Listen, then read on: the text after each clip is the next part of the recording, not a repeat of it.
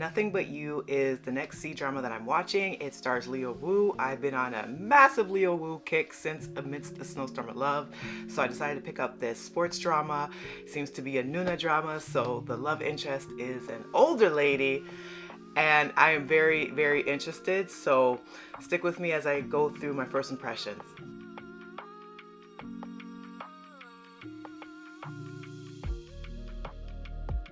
Hi, I'm Monique. I am the host of Off by Purple Heart podcast, where I talk to you about K-dramas, C-dramas, BTS, and anything else I want to talk about. If you've been paying attention to my podcast for a bit, you will know that I have been really, really into Leo Wu Lei. He is a very phenomenal Chinese actor who has been blowing up a lot recently because of his major hit Amidst a Snowstorm of Love, also featuring Jin Mei, and I have been cataloging a lot about that show. So I decided to pick up another one, Nothing But You, and I have some thoughts about it. It's a sports drama. 2023, this drama, I believe, initially aired. I think it has about 38 episodes. My first impressions of it definitely is slow-paced. There wasn't a lot of interaction with Leo Wu's main character and the female lead, but I do like that it is a noona drama, as I had mentioned earlier, which I mean to say is that she is an older lady. So the main female lead, she is a 30-something. I believe she's an assistant. She works at a sports agency, and she's trying to basically get some work-life balance. She is pretty much on call 24/7. Her boss seems to be a dick, to be honest, and she seems to be doing essentially his work for him, and he and the agency that she works for seems to reap a lot of the credit. One of the opening scenes that we see is her handling kind of like crisis management. There is a marathon, and there's at least 3 runners from her sports agency, I believe, that are represented in this marathon, this women's marathon. And she has to deal with not only just some of the marketing pieces of it, the handling of the event itself, but there also seems to be a rival sports agency that's trying to cause a little bit of trouble. And they start off with a rumor that could be potentially damaging to the brand of her work. So she's trying to put out that fire. And our 2 main leads meet kind of briefly during this event. But to me, there was already an interesting spark, because it seems like Leo Wu's character at least is starting off as a bit of a grump. He seems kind of like a sullen character, but he also has a heart of gold type of thing. And when they meet, she's very professional, she's very straightforward, and there's little spark in Leo Wu's eyes. And as I said, he does the intense stare really, really well.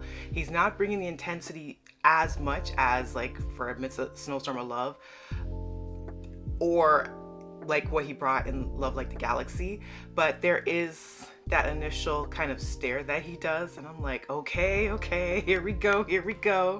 The female lead is actually really nice, and I typically give the female leads a lot more grace. I know in these type of spaces, especially with these type of dramas, a lot of the female viewership seem to be really harsh towards, female characters, or the women. I see the commentary, and I'm like, dang. So I try to be very nice, and I try to be open-minded instead of always just looking to thirst after the male lead. But I'll give this female lead a lot of credit. I really do like her. I like that she is passionate about her work. I do like that she is smart. She knows that she's being taken advantage of by her asshole superior, and she's trying to get a transfer to the marketing department of this agency, this sports conglomerate, and he is not giving her the time of day. It seems like he's trying to poach her and stifle her progress in this field, because there is a scene within the show where it's kind of discussed on how successful the whole marathon event went, And, you know, the superior is obviously taking a lot of credit. He's showboating. He's kind of dusting off his shoulders like, yeah, we did that. But, you know, he had very little involvement. It was pretty much all her as far as picking the athletes and crisis managing and doing this, that, and the third. And it's brought to her attention. It's like, hey, you should try to move up. Like, your skills seem to be a lot more than just being like an executive assistant. You should try to get into the marketing department. And she makes it be known, yeah, I actually been trying. And the superior already cuts her down, saying, well, I don't think she's experienced enough yet. You know, she needs a few more years under her belt. I don't think she's ready to take on that responsibility and task for leveling up. So he looks like he's actively trying to put sabotage on her career. And I feel like a lot of women could probably relate to watching this unfold and having her be a 30-something. And I feel for her already. Like, I already am invested in her professional journey. She also happens to love corgis because she's trying to adopt a pet at the beginning of the show as well. But she ultimately is turned down from adopting this corgi because her life seems too busy. Like, her SOB superior is like emailing her. He's constantly messaging her on the phone. She's constantly distracted during the interview process of this previous owner. And the owner's like clocking it. And it's like, okay, I understand that you want love, you want the companionship, and that you're lonely, and that you want to adopt this beautiful pooch, but you seem really busy. And I like that's where the storyline is heading, you know? And I also have a love for corgis. Like, look at, I have my corgi stuffed animal here. He's so cute, you know? But I do like rooting for, you know, late 20s, mid 30s, working woman, works her ass off, deserves more in her career, knows that she deserves more, but is being suppressed intentionally because she's almost too good at what she does. And I want to see how she is able to get herself out of this predicament and to see her superior be brought down a peg. As far as like the romance front, you do get interactions with the two leads, but as I said, it's very brief. I think they meet maybe twice in the entirety of the first episode. And at one part, while they were at this marathon that I was talking about earlier, she puts on like the cutest bunny ears on Wu Lei's head, because his character, he is in this race as like a pacer. It's a woman's marathon, but he is brought in as like a pacer during this marathon tournament. And you see that little spark in his eyes, and you get a little bit of backstory as to why he was there and why he needed the extra money. I know from some of the previews I saw of the show before actually picking it up that he is trying to get into tennis, but the tennis aspect hasn't been brought out yet in the first episode, but I do know that's where it's going. And from the clips that I saw already of the show, out of context, it looks like Wu Lei actually does seem to be very convincing as a tennis player. And that's the thing about this actor. He really, whatever role he is, he just looks like he fits. Like, I hear some people say that he fits more the historical dramas, like they liked him in Long Ballad, which is a show, I think that's the title, that I probably will be looking into a little bit later. Definitely love like the Galaxy, of course. Like his entire being as the general and Love Like the Galaxy, he was just so good. The amount of emotions, the amount of intensity, the amount of physical training, he looked like a warrior. Even though he has such a slight build, he completely engrossed himself in that role. You bought him, you were scared of him, and you swooned for him. Like, he was just so good. In this show, he does have that kind of sullen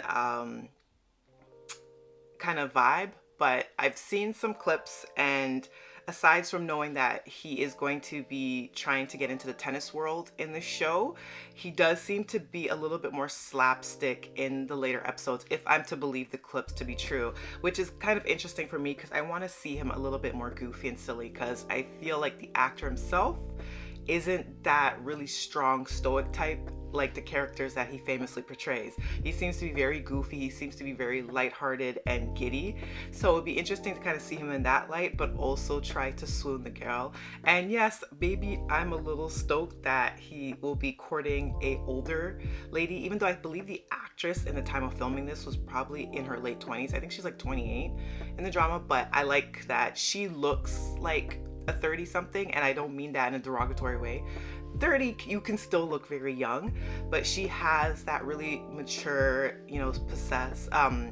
self-possessed, like really grounded type quality in her, and I'm already rooting for her in her professional career. So I'll be watching the show just to see the development on the professional side. The romance side, there is a little bit spark, but there isn't as much chemistry as I would have liked already. But they had, like, as I said, 2 scenes at most, I think, with interaction.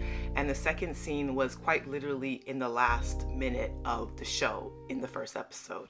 So I will wait to see the developments for that. I'm going to give the show a little bit more time to simmer for me so I can marinate in a bit more. But it has a little bit of promise to me, and as I said, like, I am a huge Leo Wu fan right now, so I'm going to be checking out his back catalog, and I am really excited for his future projects. I hear he just finished wrapping up a show. I don't know much about it. It looks like it's going to be another historical drama for him in the near future, but it's very, very hush hush, but I'm looking forward to seeing it. I think he's going to blow up even more so. And yeah, I'm really looking forward to seeing his career. Yeah, selfishly too, I think he's hot. So yeah, I enjoy looking at, pretty guys on screen. But that is my first impressions of Nothing But You.